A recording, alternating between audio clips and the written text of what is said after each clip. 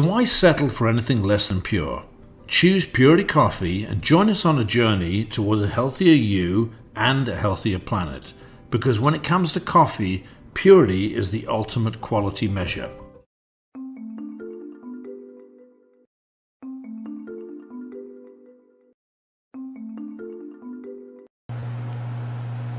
Hi, and welcome to Sovereign Sisters Podcast, where we break down weird history and real stories that actually matter. I'm your host, Angela Atkins of Your Health Unbound. And I hope you had a beautiful day. The weather here in the Mid-Atlantic was just gorgeous. I needed to go outside and get in touch with nature, but I'm not sure how long the sunny days will last because I saw them streaking the sky. So I know rain is on the way in a day or two, but enough of that. Let's move on to today's episode. I hope this is fun for you because it's just a short, quirky little talk about one of the weirdest unofficial holidays in the world. Tomorrow is April Fool's Day. It's a day when fake news is encouraged, pranks are expected, and everyone walks around a little suspicious. But where did it all start? Why do we even celebrate it? And what strange real things have actually happened on April 1st? So let's start with the backstory. What are the historical origins? Well, April Fool's Day doesn't have a clear origin story, which honestly is kind of perfect for a day that's all about confusion. But there are a few leading theories. The first one is calendar confusion. Back in 1582, France made a big switch from the Julian calendar to the Gregorian calendar, as ordered by Pope Gregory XIII. That shifted the New Year's Day from late March or early April to January 1st. But not everyone got the memo, or they refused to adopt the new date. Some people kept celebrating New Year's in the spring. Well, they became the butt of jokes and were mocked for being behind the times. People will play tricks on them, even sticking paper fish on their backs and calling them April fish, but more on that later. That might be where the tradition of pranks being played began on April 1st, but there are other older traditions too. The Romans had a festival called Hilaria around the end of March. It was all about disguises and mockery, where they mocked each other and the authorities. In medieval Europe, the Feast of Fools was a full-scale role reversal and satire. So it's also likely that pranks and jokes about spring existed in multiple cultures without a single point of origin. Well, April 1st must have just been the day that caught on, and thanks to the association with seasonal change, it came with also mischief. So maybe April Fool's Day isn't just from one source. Maybe it's just humans enjoying fooling with each other. So let's talk about the strange, the ironic, and the just plain unbelievable things that have happened on April 1st. In 1957, the BBC aired what became one of the most legendary April Fool's Day pranks ever. On their current affairs show, Panorama, they ran a 3-minute segment showing Swiss farmers in the Ticino region harvesting strands of spaghetti from trees. Women gently plucked noodles from the branches and laid them out in the sun to dry. The narrator explains it was a bumper harvest thanks to the eradication of the spaghetti weevil. So let's take a look at it.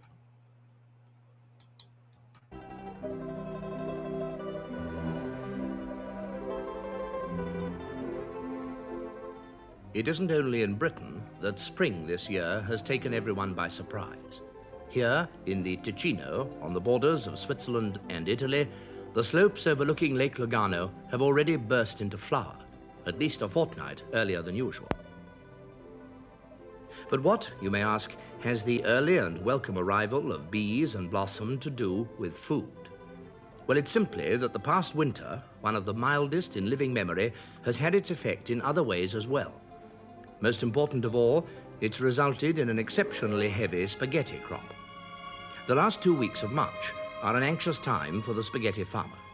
There's always the chance of a late frost, which, while not entirely ruining the crop, generally impairs the flavor and makes it difficult for him to obtain top prices in world markets. But now these dangers are over, and the spaghetti harvest goes forward. Spaghetti cultivation here in Switzerland is not, of course, carried out on anything like the tremendous scale of the Italian industry. Many of you, I'm sure, will have seen pictures of the vast spaghetti plantations in the Po Valley. For the Swiss, however, it tends to be more of a family affair. Another reason why this may be a bumper year lies in the virtual disappearance of the spaghetti weevil, the tiny creature whose depredations have caused much concern in the past.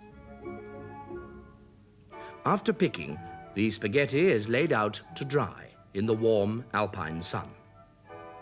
Many people are often puzzled by the fact that spaghetti is produced at such uniform length, but this is the result of many years of patient endeavor by plant breeders who've succeeded in producing the perfect spaghetti.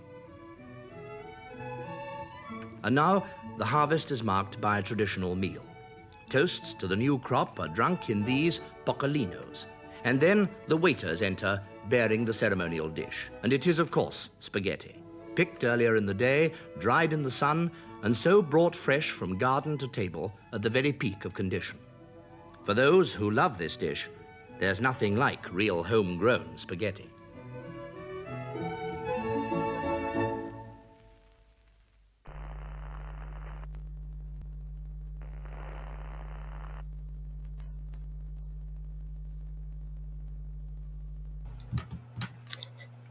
Funny, isn't it? But people actually believed it. In 1957, spaghetti was still considered a foreign delicacy in the UK, so many people had no idea how it was made. Viewers called in and asked how to grow their own spaghetti trees, and the BBC coolly replied, place a sprig of spaghetti in a tin of tomato sauce and hope for the best. It's just too funny, a great prank. I think it's one of the best. Then in 2004, Google launched Gmail. It offered a shocking 1 gigabyte of free storage. Well, at the time, most email providers only gave you 2 to 4 megabytes, so 1 gigabyte sounded absurd. It's like someone added a few too many zeros. And it dropped on April 1st, so naturally people assumed it was a joke. But nope, Gmail was real. Fast, clean, minimalist, and absurdly generous in storage. It managed to reshape email forever. It forced competitors to play catch up, and it helped turn Google into a software giant. But yet, you should double check your email that it isn't trying to sell you a llama. You'll see what I mean. So in 1976, British astronomer Patrick Moore went on the BBC Radio 2 with an unusual announcement. He claimed that at exactly 9:47 a.m., Pluto would pass beyond Jupiter, creating a rare gravitational alignment. This alignment, he said, would temporarily weaken Earth's gravity. Well, Moore told listeners that if they jumped in the air at the exact moment, they would experience a floating sensation. Well, it sounded scientific, it sounded legit, but of course it was a prank. But people bought it. Listeners called in claiming they actually felt lighter or they floated around the second longer than usual.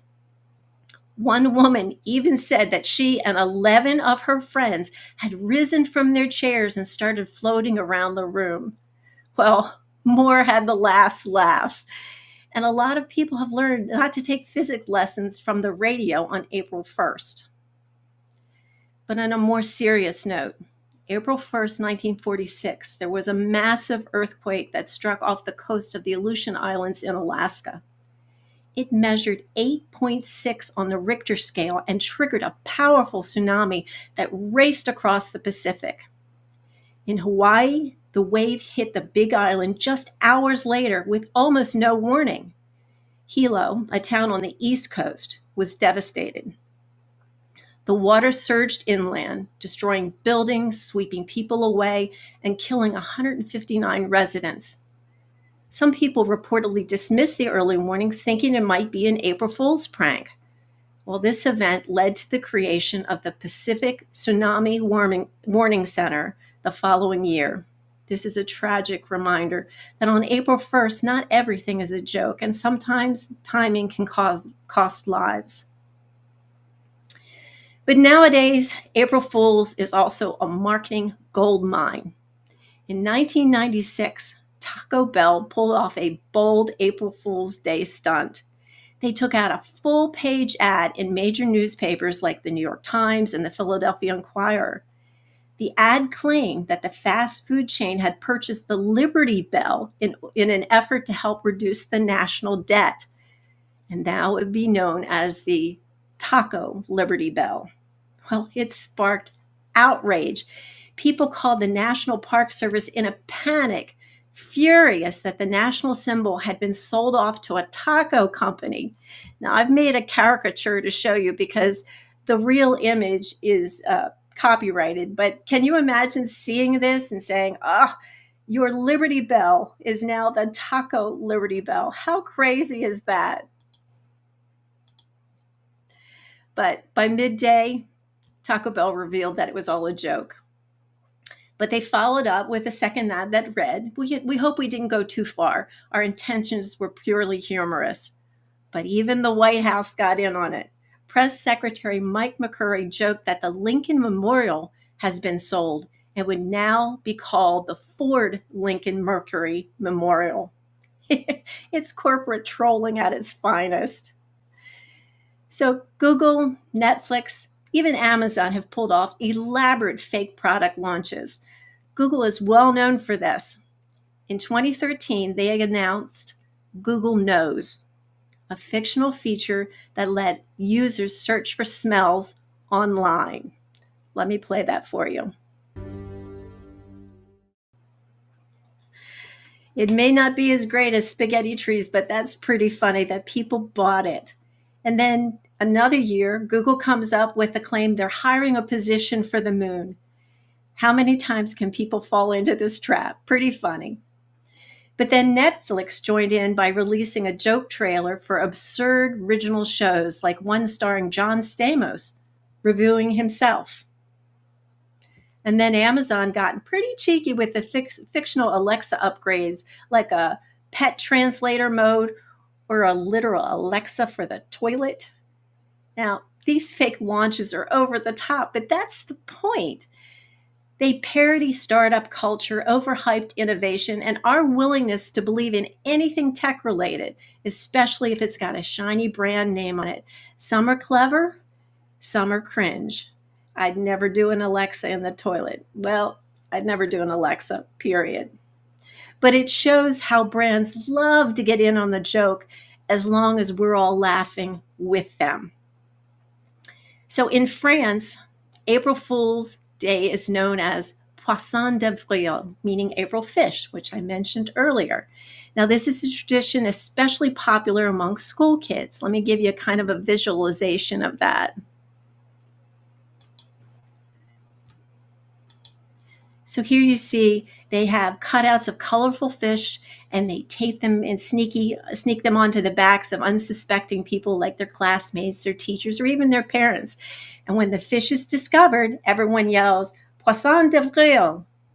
It's lighthearted, it's playful, and a little more innocent than what you might see in American office pranks.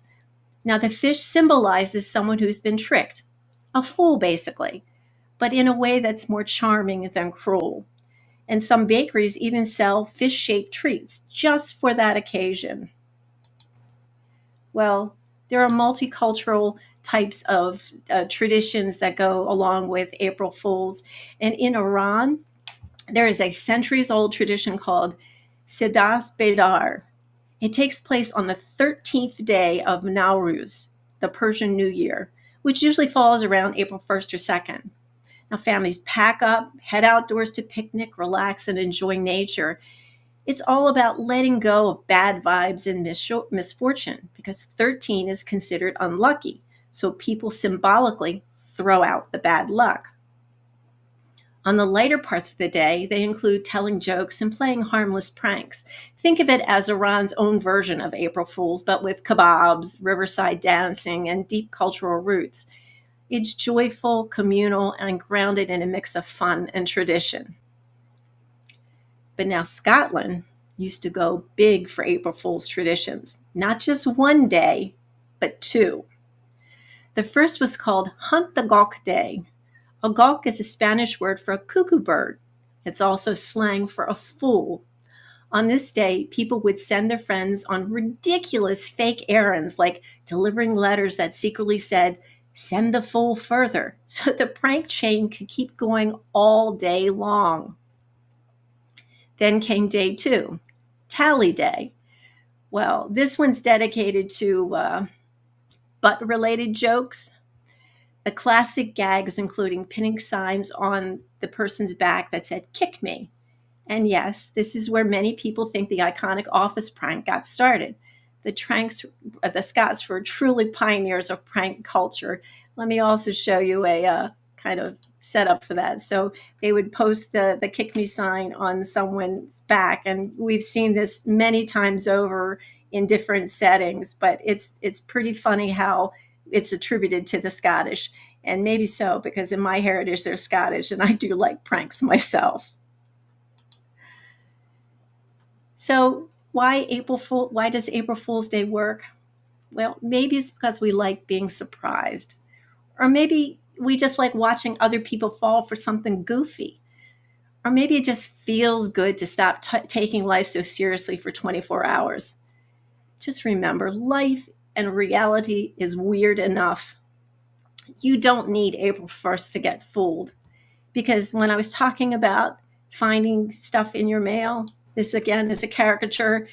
Maybe you'll get that free llama. You just have to keep your eye out for the spam, because in the spam, maybe there is a joke.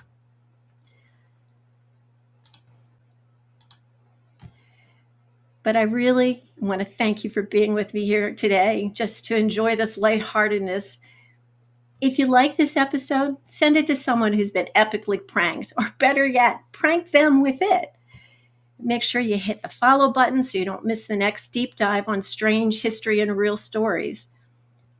You should subscribe, leave a quick review, and share this episode with anyone who could use a laugh or a warning. It does help the show grow, and it means a lot to me. And if you didn't like it, maybe this whole podcast was just an early April Fool's joke. But before we go, I'm going to ask you a favor. This is kind of aside from April Fool's. If anyone knows of a quiet, preferably silent, cordless mouse that's reasonably priced, please put it in the comments on the channel you're watching. I seriously need an upgrade from this clickety-click one that I hear all through the podcast. So thanks so much. And as always, until next time, I wish you God bless.